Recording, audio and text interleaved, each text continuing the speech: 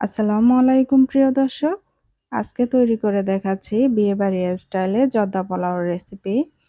এই রেসিপিটি খেতে অসম্ভব মজার হয়। তার চেয়ে বড় কথা হলো এটি খুব সহজেই ঘরে তৈরি করা যায়। আমার আজকের রেসিপি পুরোটা দেখলে আপনারা ঘরে খুব সহজে এই রেসিপিটা রেডি করে নিতে পারেন। ভালো লাগলে চ্যানেল সাবস্ক্রাইব করার অনুরোধ রইল। প্রথমে এখানে আমি গোটা গরম মসলা নিয়েছি, তার মধ্যে নিয়েছি দারচিনি, এলাচ আর তেজপাতা। এখন পর্যাপ্ত পরিমাণ পানি দিয়ে পানির মধ্যে আমি এলাচ, দারচিনি, তেজপাতাগুলো দিয়ে দিচ্ছি। তারপর দিয়ে দিচ্ছি এখানে 2 চামচের মতো লবণ। তারপর দিয়ে দিচ্ছি এখানে জর্দা রং। আমি যে জর্দা রংটা ব্যবহার করেছি সেটা আপনাদেরকে দেখিয়ে দিয়েছি আপনাদের বোঝার সুবিধার্থে। এখন 1 চামচের চাইতে কিছুটা কম জর্দার রং আমি এখানে মিশিয়ে দিচ্ছি। তারপর এখানে আমি 1/2 কেজি পরিমাপ পোলাও চাল, চিনিগুড়া চাল যেটা বলে সেটাকে আমি ধুয়ে আগে থেকে পানি ঝরিয়ে রেখেছিলাম। এখন পানি যখন ফুটে উঠবে তখন সেই সাথে আমি চালগুলা এখানে দিয়ে দিচ্ছি। দিয়ে দেওয়ার পরে এখানে আমি প্রায় ৭০ থেকে ৮০ ভাগ চালটা রান্না করে নিব। চালটা যখন রান্না হয়ে যাবে তখন আমি চালটাকে ছেঁকে একপাশে পানি ঝরিয়ে নিচ্ছি। তারপর এখানে আমি নিয়ে নিয়েছি মোরব্বা, তারপর নিয়ে নিচ্ছি কাজু বাদাম আর হচ্ছে কাঠবাদাম। আপনারা যেকোনো ধরনের বাদাম ইউজ করতে পারবেন।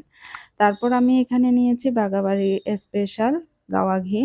তারপর এখানে ৫০০ গ্রাম চালের জন্য ১ কাপ পরিমাপ চিনি আমাদের প্রয়োজন হবে। তো আমি এখানে প্রথমে 1/4 কাপ পরিমাপ ঘি দিয়ে দিচ্ছি।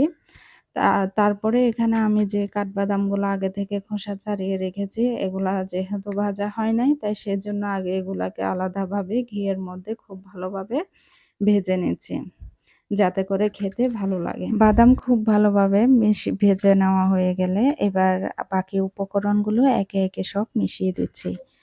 এখানে আমি কিছুটা কিশমিশও দিয়েছি স্বাদ বাড়ানোর জন্য।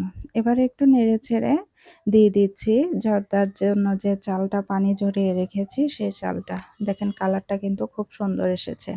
আপনারা চাইলে জর্দা রঙের পরিবর্তে অন্য ফুড কালারও ব্যবহার করতে পারেন। সেই ক্ষেত্রে লাল ফুড কালার আর হচ্ছে কমলা রঙের ফুড কালারটা একসাথে দিলে জর্দার কালারটা একেবারে পারফেক্ট হবে। এখন সবগুলো খুব ভালোভাবে মিশিয়ে এর মধ্যে একটু ফ্লেভার আনার জন্য দিয়ে দিচ্ছি ভ্যানিলা ফ্লেভার। এটা সম্পূর্ণ অপশনাল, আপনারা চাইলে দিতে পারেন। আর যদি ফ্লেভারটা না চান তাহলে না দিলেও কোনো সমস্যা নাই। তবে ফ্লেভারটা দিলে ওই যে বিয়েবাড়ির স্টাইল বললাম না, জর্দার খেতে কিন্তু খুব ভালো লাগে। এবার মেশানো হয়ে গেলে আমি এখানে 1/4 কাপ পরিমাপ গরুর লিকুইড দুধ দিয়ে দিচ্ছি। তবে আপনারা চাইলে গরুর দুধের পরিবর্তে এখানে 2 চামচ পাউডার মিল্কের সাথে 1/4 কাপ পরিমাপ পানি দিয়ে সেটাও দিতে পারেন।